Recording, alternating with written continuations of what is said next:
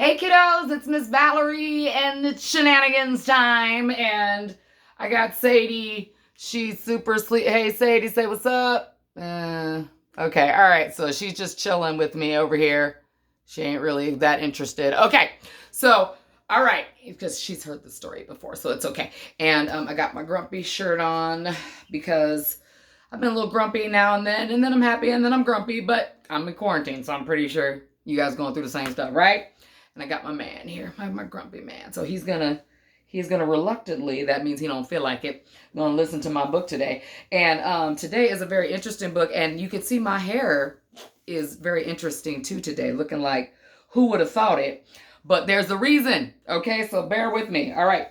So I got all these weird looking books today, and they got fabric on them, right? Right? What kind of books are those? Lame. Okay. But these are all books written by Miss Valerie when I was a kid. Yeah, I know, right? Did you know I was an author? Not really, but there, in Illinois, there's a contest every year called the Young Authors Contest, and that's where I'm from. So every year, the school would have the kids participate in the Young Authors Contest, and you'd write a story, and then you put it into a book, and then you would make it with this cardboard. You would have these, two pieces of cardboard, see, and you would have material in there, and you'd cover it, and then you'd glue it, and then you'd write your story, and you'd put it in here. Now, this one is from when Miss Valerie was in kindergarten. So, like, this is very simple. I'll just read you just one look, because it was just a poem. There wasn't a whole lot going on in this one. And here was Tony the Pony. Actually, this was a little story. It was about Tony the Pony, and here's Tony the Pony. I know I was in kindergarten, right? Give me a break, right?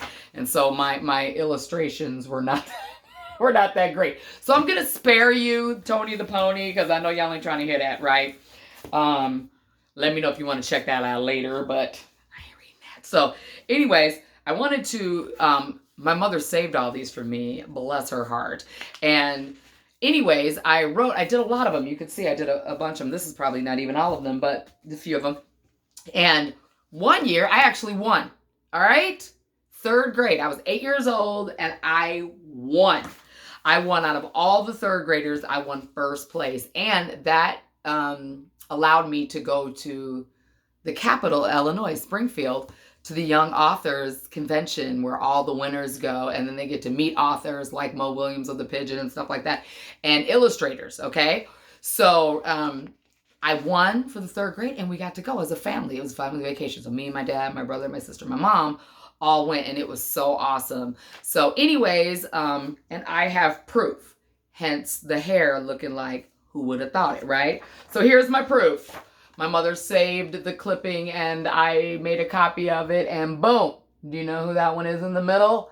Yes, sirree, Bob. That would be me. First place winner of Black Hawk Elementary's third grade class in 1982. I know. Yeah, I said 82. You guys are trying to do the math right now? Yes, Miss Valerie is old. That's okay, because it's a blessing to be able to get this old, and I'm thankful for it. But that is the reason why my hair looks like this, because I did that for my 8-year-old self. Hasn't changed much, right? All right, so I'm still obviously got that same hair going on, right? So in honor of my 8-year-old self, I went ahead and let my hair go au naturel.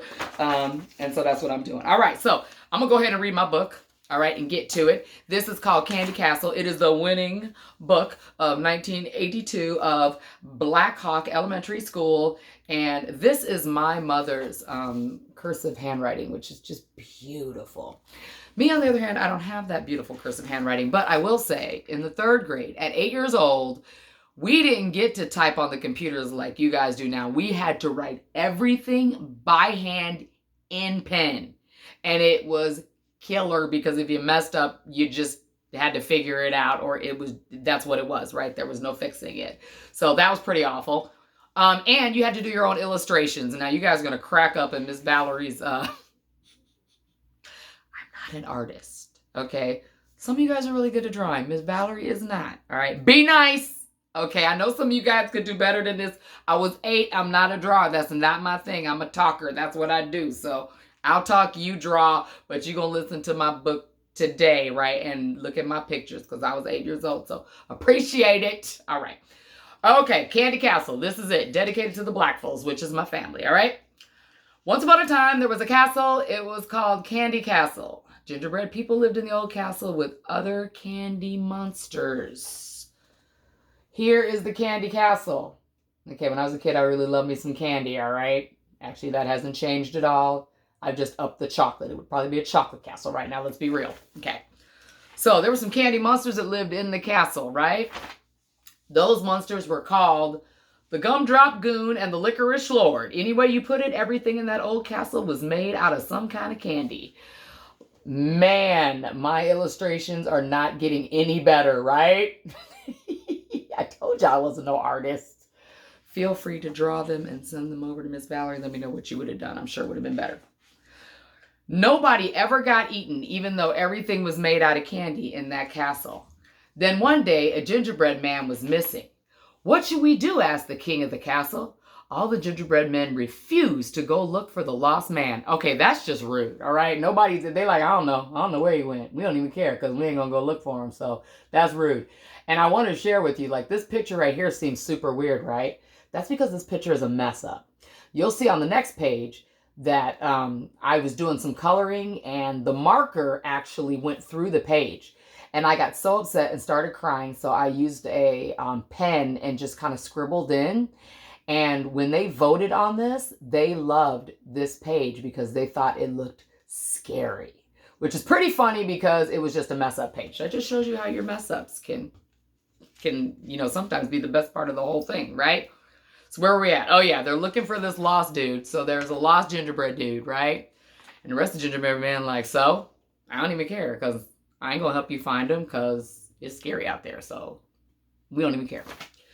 Those are not good friends. I'm just saying. Ain't nobody even trying to look for him. That's just rude. One of the men said, maybe he was eaten by the donut dragon. Uh-oh. He's the meanest dragon in all of the Candy King's castle. Look at that donut dragon.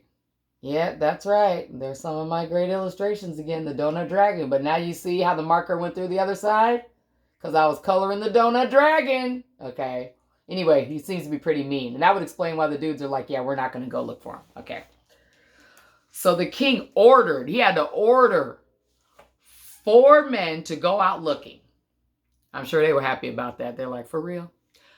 I don't even want to go. They went into the woods and they found gingerbread crumbs.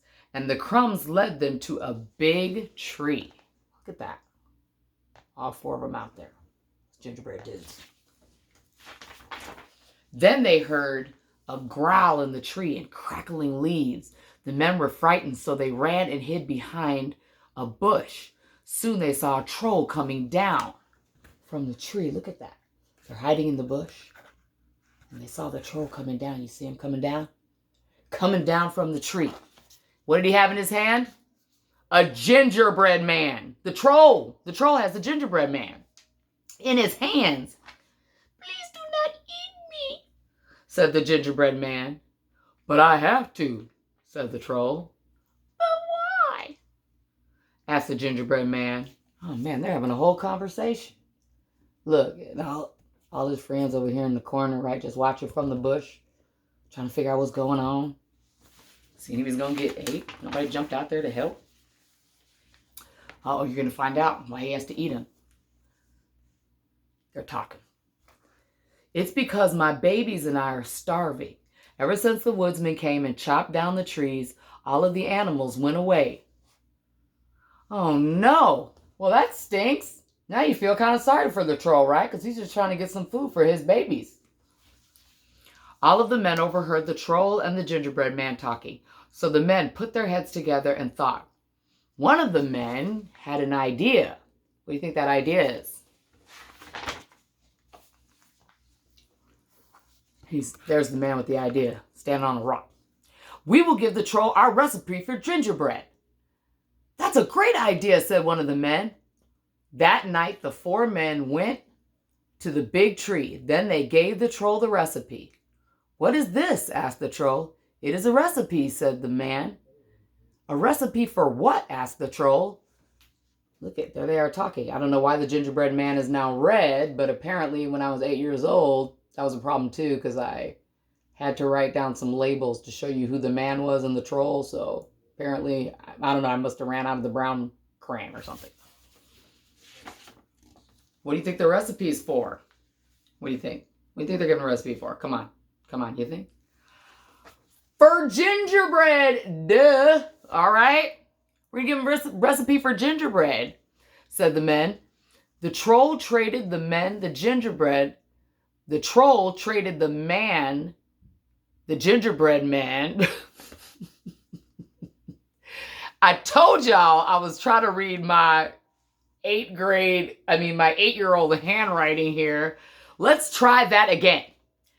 The troll traded the men, the gingerbread man, for the recipe. Then everything was all right. Woohoo! Yes. Cursive, 8-year-old cursive, not the easiest. But I found my brown crayon again and the troll, and that's the end of the story. So now, the troll can feed his family, and it says February 21st, 1982, by me. All right, so that's it. That was Miss Valerie's winning book, okay, of 1982, like eons ago. But it was good times, good times. So, hey, if you've got a story, maybe you've got a story that you want to make up and you want to write a book, please do. Look, I did. Look how many I got, right? So that's something else that you could do, and do your own illustrations. I would love to see them, and maybe Miss Valerie can read them on Miss Valerie's Stories and Shenanigans. Until then, I will see you guys later, and I've got to go do something with this hair because I just cannot do this for much longer. So me and Sadie are signing off, and my 3rd grade self is signing off, and I will see you next time on Miss Valerie's Stories and Shenanigans.